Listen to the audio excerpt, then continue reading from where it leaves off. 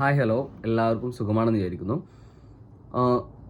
ഈ വീഡിയോ എന്തിനാണ് ചെയ്യുന്നത് വെച്ച് കഴിഞ്ഞാൽ ഇൻസ്റ്റഗ്രാമിൽ കുറേ DM-കളും പിന്നെ അതേപോലെ തന്നെ കമൻസിലും കുറേ ചോദ്യങ്ങൾ വരുന്നുണ്ട്.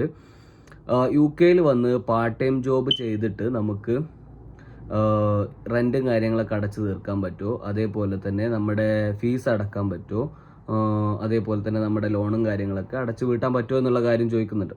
അപ്പോൾ അതിനുള്ളൊരു ജെന്യൂൺ റിപ്ലൈ ആയിട്ടാണ് ഞാൻ ഈ ഒരു വീഡിയോയിൽ വരുന്നത്. അപ്പോൾ വീഡിയോ ഫുള്ളായിട്ട് കാണാൻ നോക്കുക. പിന്നെ ആരെങ്കിലും UK വരുന്നുണ്ടെന്നുണ്ടെങ്കിൽ വേറെ ഏതെങ്കിലും ഫ്രണ്ട്സൊക്കെ ഉണ്ടെന്നുണ്ടെങ്കിൽ നിങ്ങൾക്ക് അവർക്കൊക്കെ ഷെയർ ചെയ്ത് കൊടുക്കുകയും ചെയ്യാം. ഓക്കെ, അപ്പോൾ ഫസ്റ്റ് ഓഫ് ഓൾ അപ്പോൾ നമുക്കിവിടെ UK ഒരു മണിക്കൂറിന് കിട്ടുന്ന വേജും കാര്യങ്ങളൊക്കെ ഞാൻ കഴിഞ്ഞ വീഡിയോയിൽ ചർച്ച ചെയ്തിരുന്നു.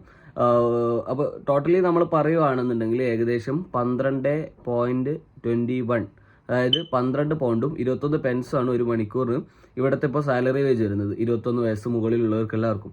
ഓക്കെ, അപ്പോൾ ആ ഒരു വേജ് വെച്ച് നോക്കുമ്പോൾ ഒരു സ്റ്റുഡൻറ്റിന് ഇവിടെ വർക്ക് ചെയ്യാൻ പറ്റുന്നത് വെറും 80 മണിക്കൂർ മാത്രമാണ് മാസത്തിൽ. അതുകൊണ്ട് തന്നെ ഏകദേശം എല്ലാ സ്റ്റുഡൻസ് ആണെന്നുണ്ടെങ്കിൽ തന്നെ ഒരു നിശ്ചിത എമൗണ്ട് അവരുടെ യൂണിവേഴ്സിറ്റി പറഞ്ഞ ഇനീഷ്യൽ എമൗണ്ട് മാത്രം, ഇനീഷ്യൽ ഡെപ്പോസിറ്റ് മാത്രം അടച്ചിട്ടായിരുന്നു വരുന്നുണ്ടാവുക.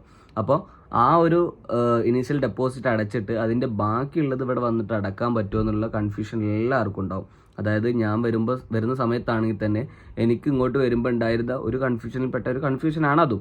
അപ്പോൾ അതുകൊണ്ട് തന്നെ ഈ ഒരു കാര്യം ഒരു ഡൗട്ടും ഇല്ലാതെ തന്നെ ഞാൻ ക്ലിയർ ചെയ്തു തരാം. അതായത് എങ്ങനെയാണ് നമുക്ക് ഫീസ് അടക്കാൻ പറ്റുക, എത്ര ഫീസ് അടക്കാൻ പറ്റും എന്നുള്ളതൊക്കെ നമുക്ക് ജസ്റ്റ് ഒന്ന് കാൽക്കുലേറ്റ് ചെയ്ത് പറഞ്ഞുതരാം. ഒരു മണിക്കൂറിന് 12.21 പൗണ്ട് വെച്ചിട്ട് നമ്മൾ വർക്ക് ചെയ്യുകയാണെന്നുണ്ടെങ്കിൽ 80 മണിക്കൂർ വർക്ക് ചെയ്യുമ്പോൾ ഒരു 976 പൗണ്ടാണ് ഒരാൾക്ക് കയറുന്നത്. അപ്പോൾ ഈ 976 പൗണ്ടിൽ നമുക്ക് ഏകദേശം റെൻറ്റും കാര്യങ്ങളും എല്ലാ ചിലവും കൂട്ടി നോക്കുമ്പോൾ ഒരു 500-600 ചിലവും വരുന്നുണ്ട്. അപ്പോൾ ബാക്കി വരുന്ന ഒരു 200-300 പൗണ്ടാണ് നമ്മുടെ കയ്യിൽ ബാക്കി ഉണ്ടാവുക. അപ്പോൾ അത് ഈ കറക്റ്റ് 80 ഹവേഴ്സ് കിട്ടുന്നവരുടെ കണക്കാണ് പറയുന്നത്. അതിലും കുറഞ്ഞ ഹവേഴ്സ് കിട്ടുന്നവരുണ്ടാവും.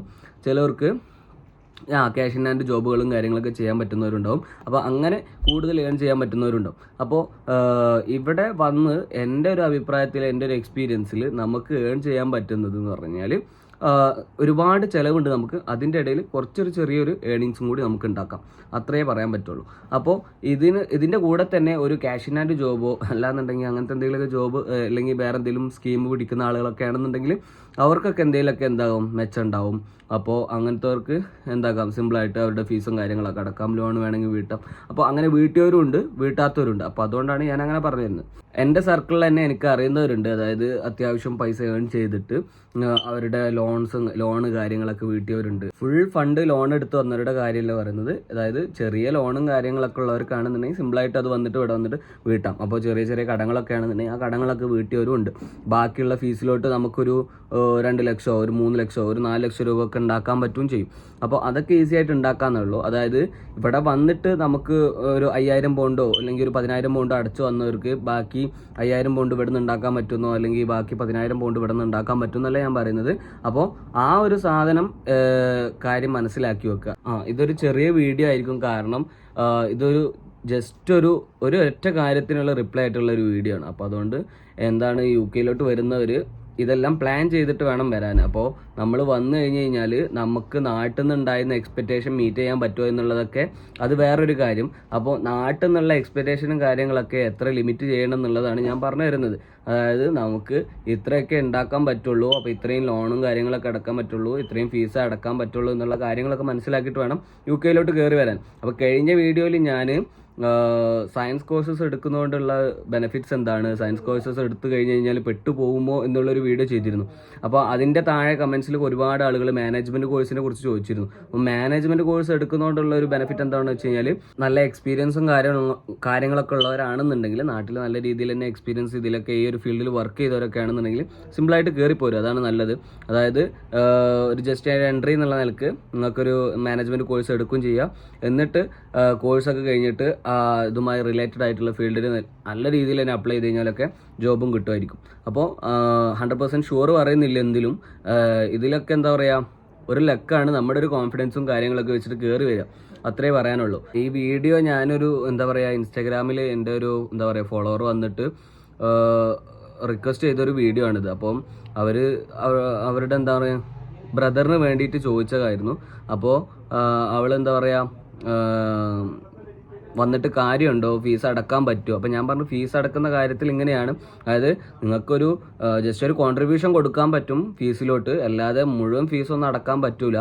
അപ്പോൾ അതൊക്കെ എന്തായാലും തയ്യാറായിട്ട് വരിക, അതൊക്കെ പ്രിപ്പയർഡ് ആയിട്ട് പ്ലാൻ ചെയ്തിട്ട് തന്നെ വരുന്നതായിരിക്കും ഏറ്റവും നല്ലത്. അപ്പോൾ എങ്ങനെയായാലും കയറി വരിക, വന്നിട്ട് ബാക്കിയുള്ള കാര്യങ്ങളൊക്കെ നോക്കുക.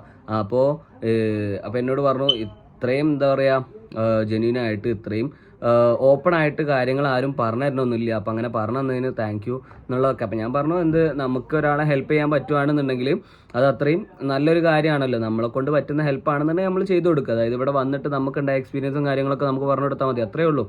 അപ്പോൾ ആ ഒരു കാര്യം പറഞ്ഞപ്പോൾ ഇതൊക്കെ പറഞ്ഞിട്ട് ഒരു ഫീച്ചർ ചെയ്തിട്ട് ഒരു വീഡിയോ ചെയ്യാൻ പറ്റുമോ എന്നൊക്കെ ചോദിച്ചിരുന്നു. അപ്പോൾ അതുകൊണ്ടാണ് ഞാൻ ഈ ഒരു വീഡിയോ പ്രത്യേകം ചെയ്യാനുള്ളൊരു കാരണം കൂടി.